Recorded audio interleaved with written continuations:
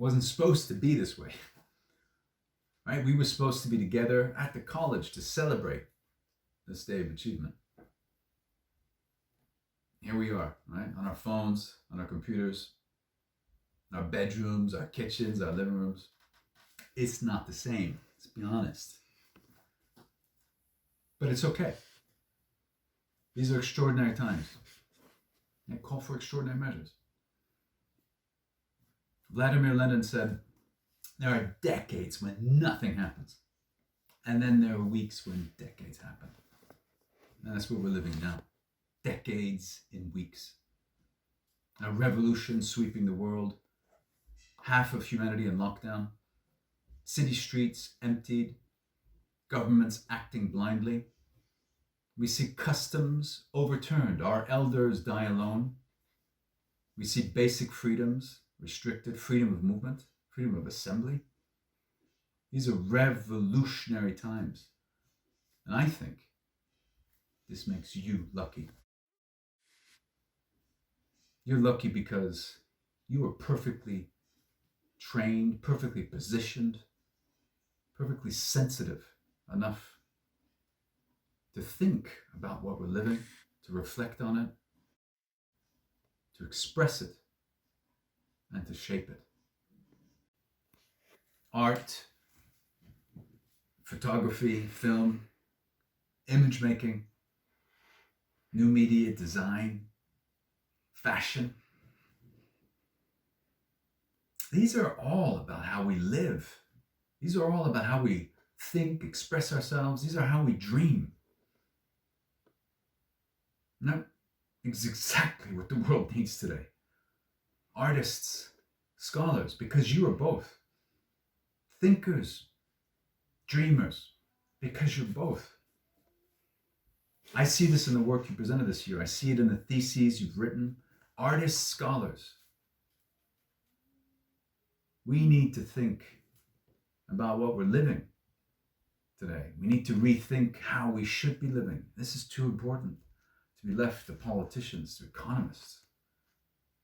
Societies are made of fabric, and that fabric is being torn everywhere.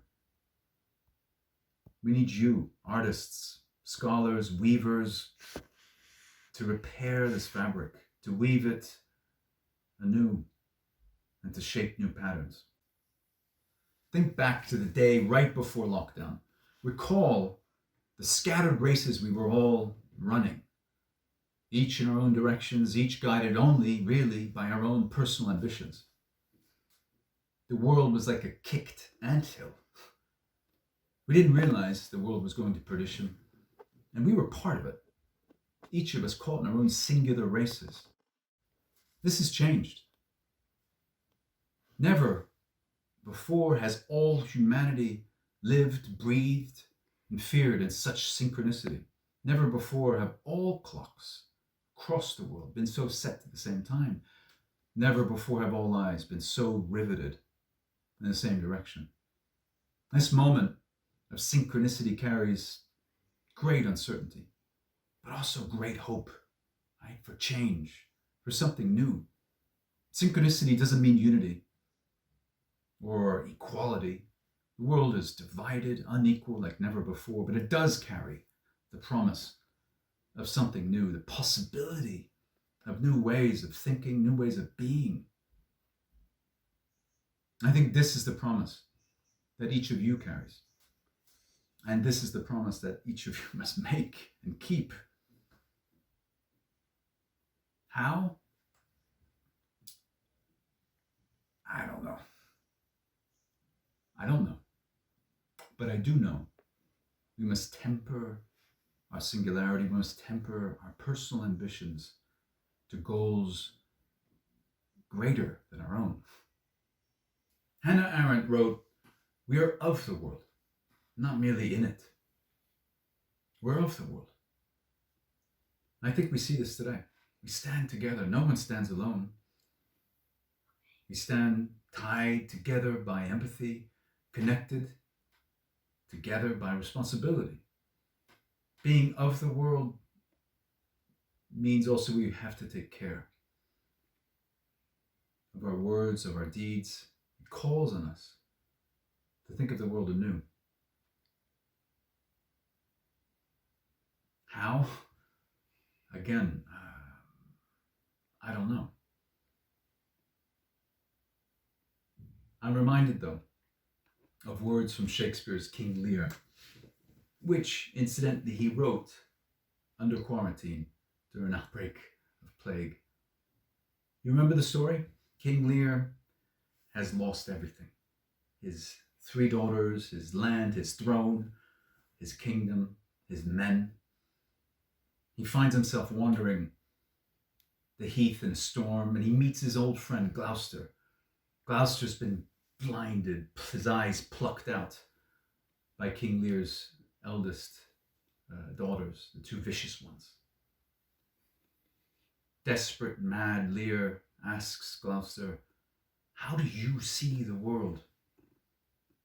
And blinded Gloucester says, "I see it feelingly."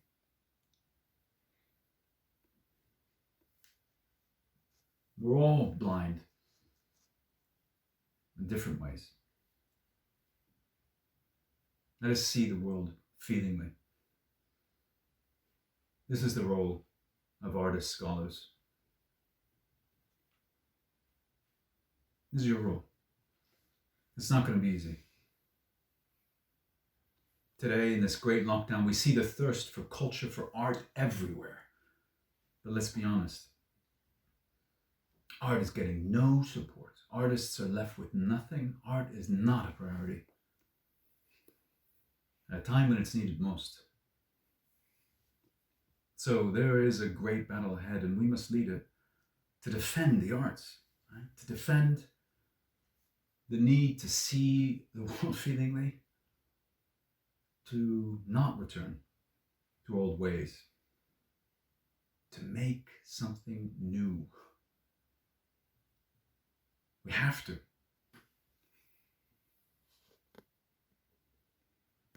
But that is for tomorrow. Today is for celebration. Congratulations.